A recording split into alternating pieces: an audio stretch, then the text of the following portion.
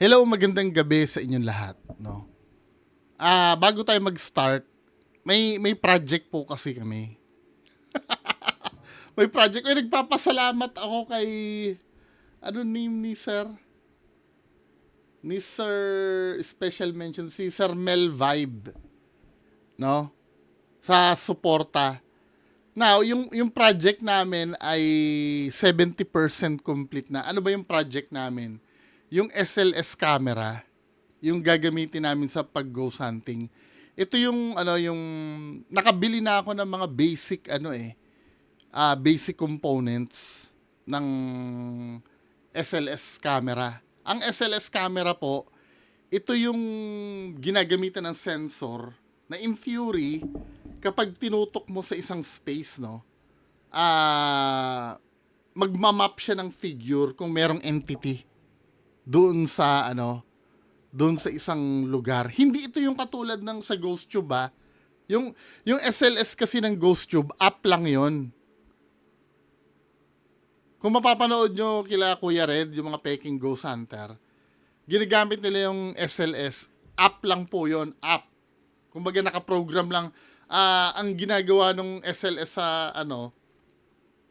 sa tawag dito, doon sa app niya, naghahanap lang siya ng pattern. For example, no, ito si Jollibee. Kasi ito si Jollibee, korting tao to, magmamap ito na parang tao talaga. Ang SLS po, yun yung legit na structured light sensor. Ang ginagamit nun, sensor ng Xbox Kinect or Xbox 360. Yung Xbox Kinect, ipapakita ko sa inyo, no. Ito 70% na gumagana na yung namin, yung SLS natin. Ito ay ginamit ko ito sa lumang camera. Ito na yan, oh. So naka-download na ako ng software. Ganyan na itsura niyan. Para siyang sensor siya, ang gamit niya yung Xbox Kinect. Yan, oh. Diba? Gumagana na siya, men. Ito na yung gagamitin. Kung gusto nyong makita yung function nito, no, pwede kayo manood ng Ghost Adventures. Ginagamit nila Zach Bagans to. Yung SLS na yan. At some point, meron din ako na-capture dito sa bahay. Parang maliit siya na figure eh. Nasa ibabaw ng laptop ko. Na nag-i-interact siya pag ginaganon ko. Nag-i-interact siya sa kamay ko. Ito yan, oh. Pakita ko sa inyo. Ito, walang image na minamap to. As in sa blank space to. Play ko, ha. Patayo dito. Nakita mo? Ayan, oh. Nakikipag-interact sa kamay ko. Pag ginaganon ko, may stick figure ako nakaka-capture. Dito kasi, ito yung standard camera eh. Tapos sa left, ito yung SLS camera. Pero mamamap niya kung nasaan yung figure. For example, kung makikita nyo dito, no, ito yung stick figure. Maliit yan na tao na nakatungtong sa laptop ko. Nakatayo dito. Ayun, no, pag ginagano ko ng daliri ko, parang nandun talaga siya. Para siyang duwende. Nakikipag-interact sa kamay ko. Diba? Inahawakan niya yung kamay ko. At yung banda dito, kung makikita nyo, ipapan ko yan eh. Biglang mawawala yan. Uy. Diba? Yan yung figure na nakaka-capture sa SLS. Hawak sa laptop. Nakahawak siya sa laptop. Tapos pagka, ilalayo ko, no, biglang mawawala siya. Nakatungtong sa... Ayan, nawala. Nawala. Diba?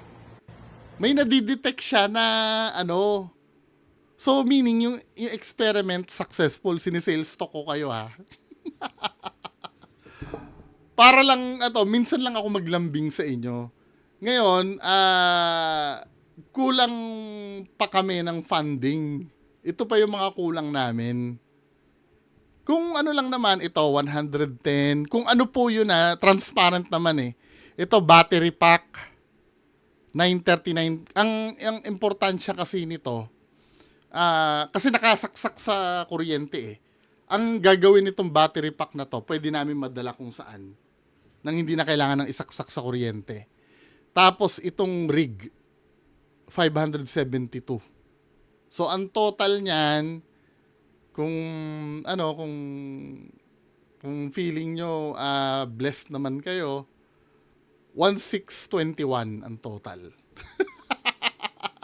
Yan na lang yung kulang sa project namin. Kung gusto nyo kami suportahan, okay lang naman kung hindi. Ha? Sinasabi ko lang naman. Pero nasa 70% na kumpleto na eh. Yan na yung mga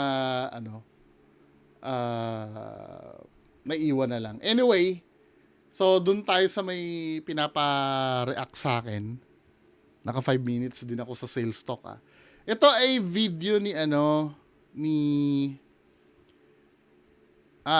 Galaero TV. Mukhang ang ganda ng mga videos nito. Kung gusto nyo ng yung explorations, subscribe kayo dito kay Galaero TV. So, to, camping ganrong sa bundok ni Maria Makiling. Ito, pwede rin gamitin namin yung SLS dito. Diba? Wala lang. So, ang context nito, ang sabi ni Sir Bernard, 10:24. 10:24. So, timestamp na 10:24.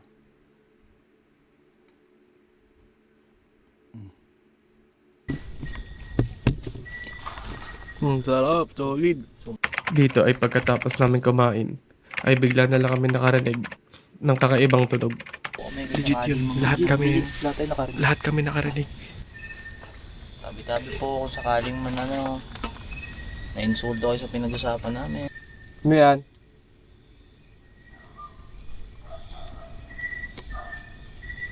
Nakakaanin yun ah. So, nag-camping sila, tapos sa timestamp na 14:12, nakarinig sila ng humming sound daw. So, yun ang gustong pareakan sa akin. Anong timestamp yun? 14:12. Start tayo sa 13 minutes and 50 seconds. Gago. Imposible si tatay kung makakarinig tayo. Dito sana. Dito sana yun. Ito yung rinig eh. Oo. Dito tayo. Gilid natin. May narinig Tara. sila So, sound. grabe ang volume ng boses niya. So, tara. Bakit tayo? Para sa mga yun, pre. Iba nila yan. Ano?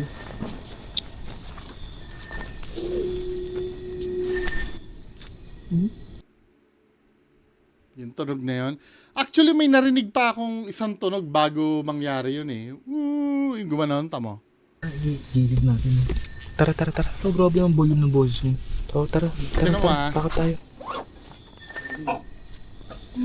Para sa mga yun, pre. May ganon. Tapos, Iba nila yan. Ano? ito yung diniklara nila eh.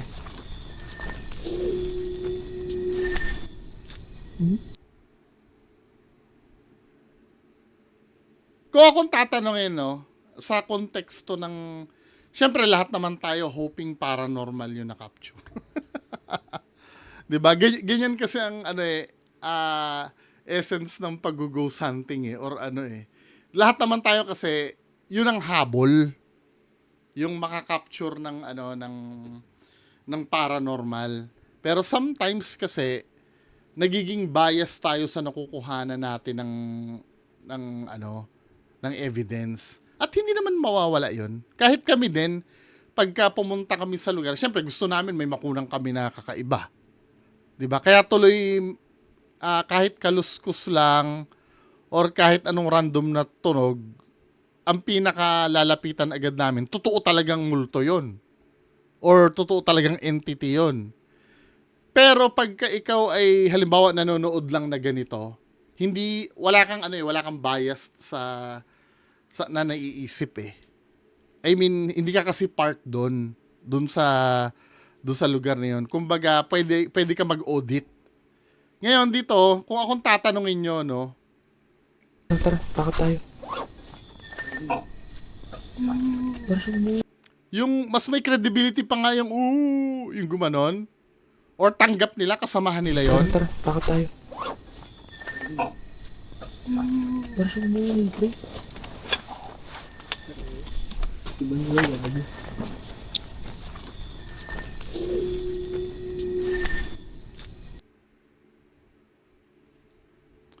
Yung tunog na yon,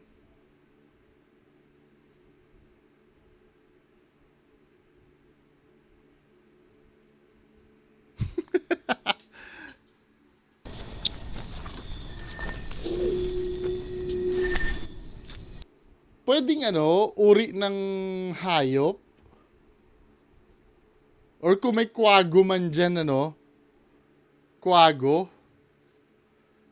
Kasi sa akin, bagamat hindi ko alam yon kung ano man yon ha. Hindi ko alam kung ano yon. Pero feeling ko nature sound yun eh. Hindi siya paranormal kung ako ang tatanungin. Pero pwede din naman, no? Lalo na kung hindi mo maisip kung ano yung tumutunog na yon, pwede naman. Pero yung pagkakarinig ko parang natural sound lang siya ng gubat eh. Kung ano man ang nag-cause nun, pwedeng hayop, wild na na may wolf ba dyan?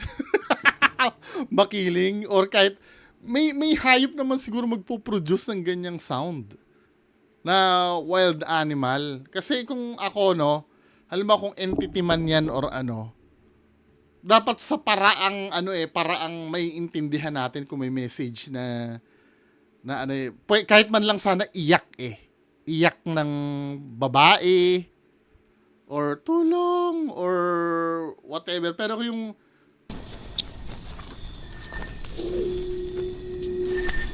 ganyan, baka nga mechanical yun eh. May nagpatunog ng busina or something. 'Di ba? Parang mas leaning ako bagamat hindi ko alam kung ano yun yung sound na yun Mas leaning ako sa hindi siya paranormal. Kung ako tatanungin. Now, kung feel nyo talaga paranormal yun or may katunog ng naranasan nyo sa probinsya na aswang, pwede naman. Pero kung ako tatanungin, hindi. Ako yun ha. Parang pwedeng wild animals or kwago or ibon na kung ano meron. Meron nga kami, pupunta kami sa Twin Mansion eh. Meron kami narinig doon na unique sound. Pero alam ko ibon yun. Kakaiba lang talaga siya. Ang tunog. No? Now, nung umalis daw sila sa camping site, nagpunta sa isang bahay ng lokal daw, 1541. May nag-uga daw ng bahay ni tatay, lumindol kaya, coincidence kaya. Si tatay sabi mukhang sinundan daw sila ng elemento. So, 1541. Ito parang nahapyawan ko to, mukhang impressive ito eh. Start tayo sa 1525 ba?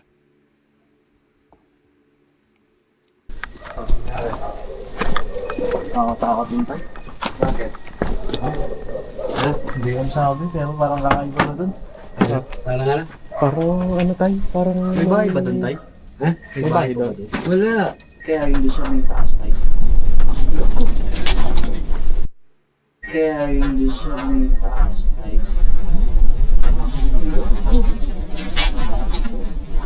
Kaya hindi siya may taas tayo. Ito. I do agree doon sa sinabi ni Sir Bernard sa akin. Si Sir Bernard po, siya yung siya yung nag-forward sa akin ng video. Sabi niya kasi doon may nag-uuga daw ng bahay ni tatay, lumindol kaya. Pwede, coincidence, lalo na't bundok yun, no? Sabi daw ni tatay mukha daw nasundan sila elemento. No, ako sa akin ha, hanggat hindi ko alam yung pinagmulan, mas leaning ako sa scientific na explanation kesa sa paranormal. Pero ibang usapan pag nandun ako, syempre magiging bias ako eh. 'Di ba? Pag let's say halimbawa kasama nila ako at nangyari yan, maniniwala ako na kakaiba 'yon. Dahil yung timing, 'di ba? Tapos biglang lumindol na ganon. Paano kung talaga lumindol naman talaga? Or pwede, nangyayari ito sa probinsya namin, tabi ng highway, pag may truck na dumadaan, nararamdaman mo yung rumble ng, ng kapaligiran. Tabi ba sila ng, ng highway niyan? Or ng daan? Kung hindi, baka earthquake nga na natural. Kasi kung, halimbawa, kababalaghan nyo na, yung paglindol, parang ang weirdo naman niya na magparamdam ng gano'n, yung lilindol saglit na, para saan yun? Hindi ba mas malinaw kung magpaparamdam sila, ibato niya yung yung mag-poltergeist activity sila doon kaysa magpayanig ng lupa? 'Di ba? Kaya feeling ko yan tabi sila ng daan Feeling ko lang wait lang, hanap tayo ng clue. Pagpunta nila doon.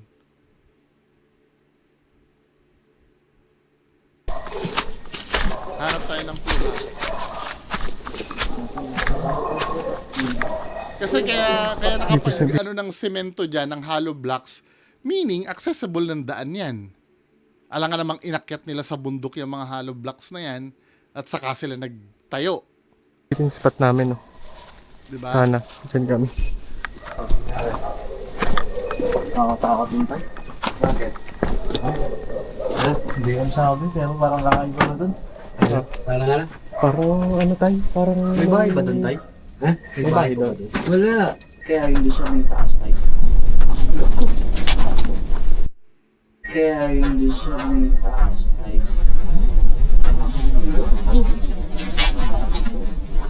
Kaya hindi siya may taas tayo. Hindi kayo mag-uga? Hindi tayo. Hindi. Hindi, meron talaga, pre. Meron talaga. Grabe. May nagpaparamdam talaga dun tayo. So meaning si tatay nagwa-wonder din kung sino yung nag-uga. So meaning hindi normal na nangyayari yon. Yung pag-uga na yon. Pero still, hindi ko pa rin pwedeng sabihin na paranormal. Pwedeng nagkataon lang talaga na lumindol nung time na yon, may pagyanig. Diba? Pero mas hindi ako maniniwalang paranormal. Sorry. Hindi. Hindi, meron talaga, pre. Meron talaga. Grabe. May nagpaparamdam talaga dun tayo. Sinundan kayo. Ba, wala, kinilabutan ako. Tumayo ko. Budget yun tayo. Meron sa Diba? Pero yung timing, nakakabilib din yung timing. Na yung pagdating nila dyan sa Kayumanig. Pero kung halimbawa kung elemento or sinundan man lang sila doon, ano yung purpose? Ba't panginginigin yung yung water jug? Or yung kapaligiran? Diba? Tumulo. Pasensya. Wala po kami. Wala naman itong balak na masama. Gago. Sinundan kayo Sundan niyo tayo. Ang lakas ng Sinundan pre. kayo. Puro confirmation bias na yan, may naramdaman na sila na pagninig Ganyan din kami nung pumunta kami ng hospital. Ay, ng hospital. Ng school pala sa Apalit. Walang nangyari Kaya tuloy lahat ng mga mangyayari doon, puro confirmation bias na lang. Kasi wala Ito lang yung bahay ni tatay. Isa rin tatandaan nyo, Ang pagpunta kasi dyan ay hindi biro, mahirap din. Yung preparations niyan, magdala ka ng gamit. Kaya maiintindihan mo yung mga pupunta dyan na nag-i-investigate na lahat ng mangyari dyan ay may meaning. Diba? Hindi ko sinasabing mali yun, kasi natural kasi yun Siyempre naghirap kang pumunta dyan tapos wala kang mapapala. Kaya lahat ng ultimong paglindol, may marinig ka na kakaiba dyan. May meaning sa'yo lahat. Yun kasi yung tinatawag ng confirmation bias. At yung confirmation bias, meron tayo lahat nun. Hindi lang sila, kahit ako, kahit ikaw. Parang ganito yan Ano ba yung tinatawag na na confirmation bias? For example, malungkot ka dahil kamamatay lang ng lolo mo. Tapos nabanggit mo yung lolo mo. Lolo, magparamdam ka naman sa akin na may miss na kita. Biglang may paro-paro na dumating. Ay, si Lolo na yan. Confirmation bias yun. Diba? Hinanapan mo lang ng dahilan kung bakit biglang pumasok yung paro-paro na pwede naman kasi mangyari yon ng random. Nang kahit hindi mo tawagin yung lolo mo, pwede naman may pumuntang paro-paro doon sa bahay nyo na maligaw. Kaya lang, dahil nga doon sa confirmation bias, at may gusto ka kasi na matupad, yun kasi yung nangyayari. Diba? Kaya, normal yon. Sabi nga ni Jaime Licao ko yan ang kailangan unang-una mong labanan talaga pag nag-investigate ka. Yung personal bias mo. Dahil nga marami ka sigurong ginastos, marami kang preparasyon na ginawa, tapos papayag ka ba nun? Wala ka man lang mapapala dun sa pagpunta mo? Hindi pwede. Kailangan may mapala ka. Kaya lahat tuloy ng ultimong kaliit-liitang kaluskos, paglindol ay may kahulugan na. Diba? Oo. Pero hindi ko sinasabing na may meke sila ha. Ako rin po, ganyan din po ako pag nag-investigate ako. May bias po talaga. Ang hirap niyan alisin. Mawawala yan, marirealize mo yan. Siguro pag na-upload mo na yung video mo, after a week, nga hindi ba pwedeng random lang na lumindol yun? Or or paninindigan mo pa rin? Pero ako usually ganun eh. After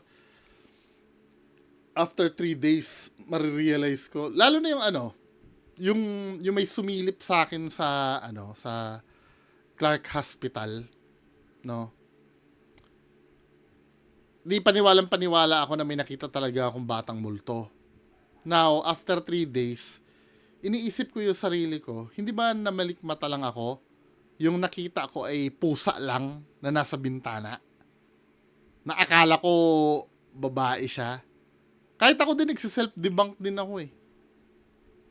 Wag lang doon sa mismong time na yun dahil feel ko pa yung nangyari. Pero bigyan niyo ako ng panahon. Makakapag-isip din ako ng pwede ko i-debunk doon sa nangyari sa akin eh. 'Di ba?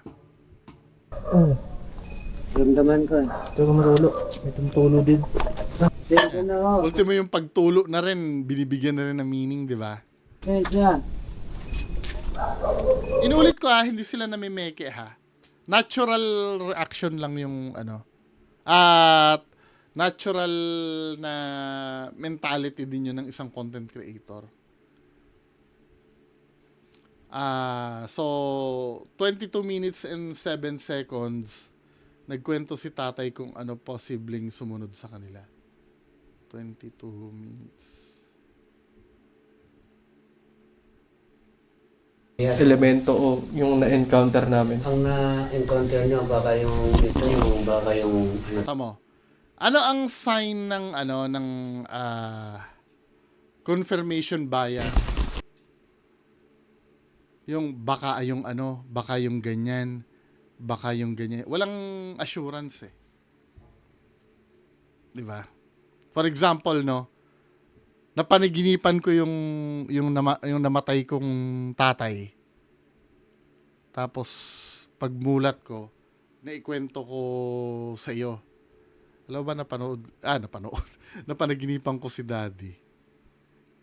Biglang magsasabi ka sa akin na baka may message siya sa'yo na dalawin mo siya sa libingan niya. 'Di ba? Hindi naman official na yun eh. Ano mo lang yun eh, made up mo lang sa isip mo yun eh. Para magkaroon lang ng meaning yung naranasan ko. Confirmation bias uli. Madalas yan. Kahit sa KMJS manood ka, lumitaw yung muka ni Jesus Christ sa pader. Baka may mensahe lang sa atin na huwag tayo makalimot magdasal. Saan ang galing yun? Inimbento mo lang yun. Yung dahilan na yun. Hindi naman nagsalita yung imahe ni Jesus Christ sa pader na nagsabi na, oy, magdasal kayo. Ikaw lang ang nag-isip nun, kaya siya nagkaroon. Parang ganyan, sa dinami-dami na nangyari sa kanila dyan, sinabi lang ni tatay na, Multo. aswang o ano yung Hindi aswang. elemento o yung na-encounter namin? Ang na-encounter nyo, baka yung Baka yung yung kapre dito. Ayun. Kasi ang lakas nung kalabog nung sinundan kayo. Ilang vlogger na binano ko dito. Sa inyo lang. Dito pa sa bahay, umabot pa sa bahay. Oh. Kaya ako nagpagsasabi na kayo lang at nangangura kayo, may kursunada sa inyo. saan na nanggaling yun? Na may kursunada. Nakausap niya ba yung kapre? Direkta bang kapre yung nagsabi niya sa kanya nun? Na may kursunada sa kanila? Wala. Galing lang sa speculation si tatay. Di ba? Maliban sana kung sasabihin ni tatay, yung Manigal Lupa, mayroong may gusto sa inyo kasi may narinig akong boses na sinasabi, nagustuhan ka daw nung kapre. Wala parang from speculations lang At sinasabi ko, hindi naman hindi naman siya mali. No, natural sa atin lahat 'yon. Common yung Kaya ang hirap talagang gumawa ng content na ganyan na zero bias ang gagawin mo. Meron at meron talaga. Mararamdaman ka. Yun ang totoo. Kaya kahit ako, hindi ako ligtas. Kahit nga video ko punong-puno ng confirmation bias din yun Siyempre, dahil akong gumawa nun, sa akin, makatotohanan yun. Pero pagdating sa inyo, maaring makasilip kayo. Hindi, ano lang yan bungo, ganyan-ganyan. Diba? Anyway, yan lang po munang pag-uusapan natin. Maganda yung mga videos nito ni Galaero TV. Sayang 6,000 lang yung yung subscribers. Subscribe nga ako dito. Subscribe kayo dito ha. Magaganda yung video niya. Magaganda yung quality. Kesa sa mga peking ghost hunter kayo mag-subscribe sa ganito. Anyway, magandang gabi sa inyo lahat. Bye-bye.